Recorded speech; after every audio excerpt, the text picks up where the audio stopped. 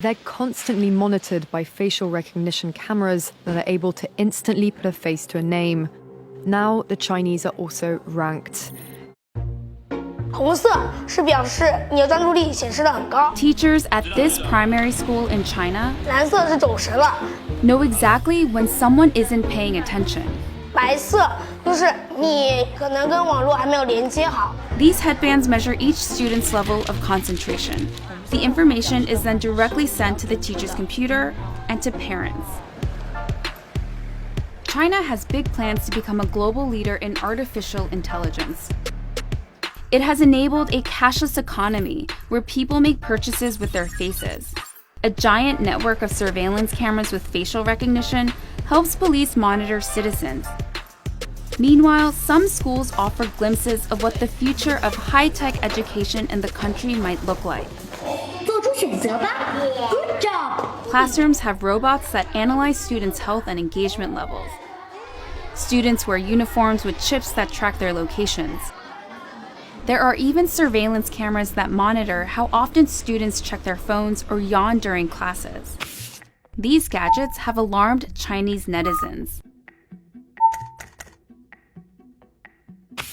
But schools say it wasn't hard for them getting parental consent to enroll kids into what is one of the world's largest experiments in AI education.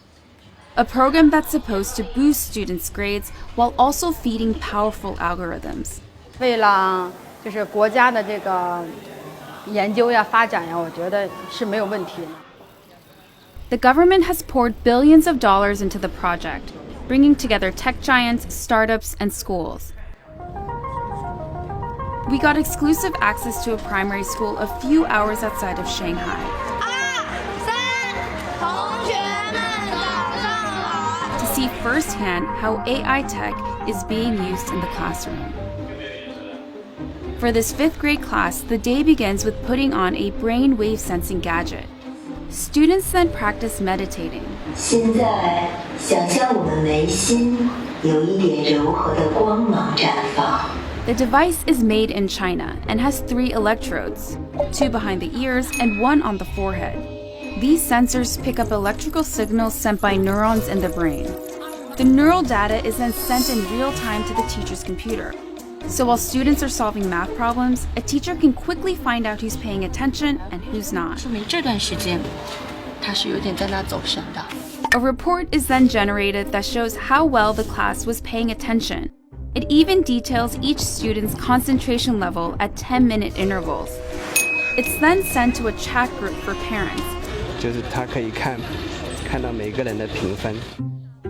The reports are detailed, but whether these devices really work and what they exactly measure isn't as clear.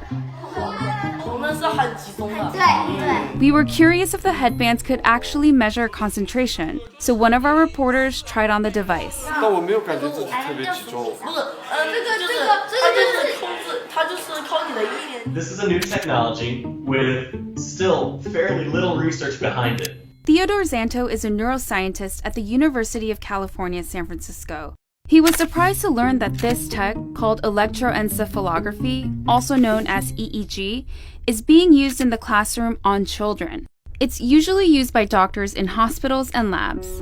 EEG is very susceptible to artifacts. And so if you are itchy or just a little fidgety, or the EEG wasn't set up properly so that the electrodes didn't have a good contact, affects the signal.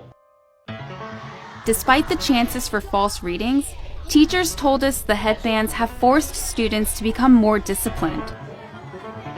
上课回答我的问题，就是他们的声音会比平常更响亮。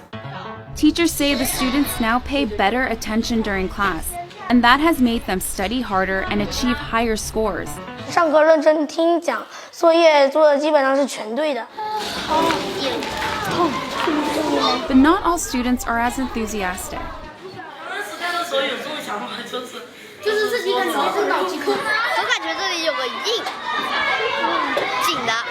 This 5th grader, whom we caught dozing off in class, told us his parents punish him for low attention scores. And that kind of data adds a new kind of pressure for students. 想啊，如果在一次考试全班人都考了95分以上，就你考了一个85，你会不会感觉你有一种Companies we interviewed said the data can go to government-funded research projects. We spoke to parents who were unclear about where the data ended up, and they didn't seem to care too much. Santos says there's likely no privacy protection at all. In a classroom, if you're trying to make an assessment of an individual student, you really can't anonymize it. Experts and citizens alike are sounding alarms about various aspects of the country's huge push into artificial intelligence. These classrooms are laboratories for future generations. And while these new tools may potentially help some 200 million students raise their grades, just how this all works out won't be apparent until they become adult citizens.